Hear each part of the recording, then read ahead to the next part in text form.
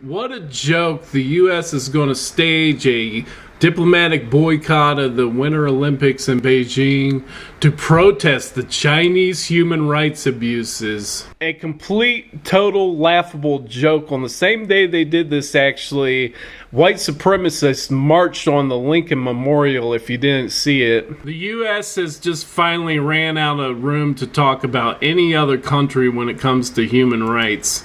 I mean, look at this. Some of those diplomats protesting this by not going might not even be safe at their work, because we know from Ilhan Omar, the neo-Nazi infection, it makes it an unsafe workplace. They get death threats all the time. There was a terrorist attack. Not to mention, the Republicans have been committing genocide in the United States with their response to coronavirus. Almost 1 million people are dead from that, so who's the one with human rights abuses here? Just within the last 24 hours, I've taught you about Fort Detrick. Showed you the video back in the day. People used to volunteer to go there and put their face up against the wall, and they'd get a little squirt of anthrax or other biological weapons. They hired Hitler's scientists to go in there after the war. Then in later years, they gave people LSD who were just seeking psychological help to study mind control.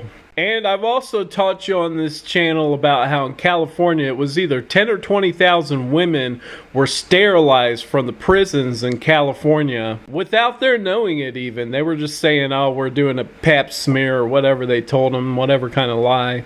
People who shoot Black Lives Matter protesters get off scot-free, while on the other side of things, people fighting against the oppression, they can go to jail just for talking about it and telling the truth. We just got done with 4 years of a racist president elected against the vote of the people. He lost the popular vote. While our government defies the will of the people, only 20% of people support those strict abortion laws, but they're just going to defy the will of the people over and over again. The whole idea that we live in a democracy is a complete joke and a facade, when you can see the rise of the Nazis got forced on us against our will. China continually makes improvements, decreasing the separation between their rich and their poor, and increasing upward mobility, working hard for their people all the time. And those graphs move in the opposite direction in the United States. Our government just works 24 hours,